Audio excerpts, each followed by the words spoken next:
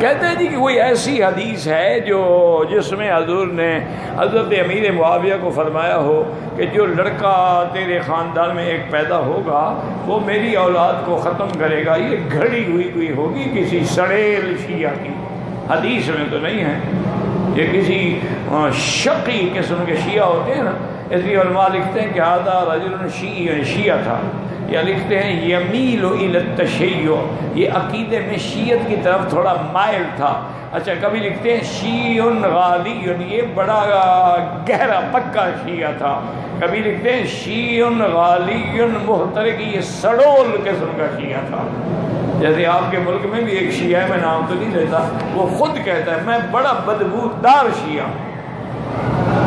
یہ کسی بدبودار شیعہ کی گھڑی ہوئی روایت ہے۔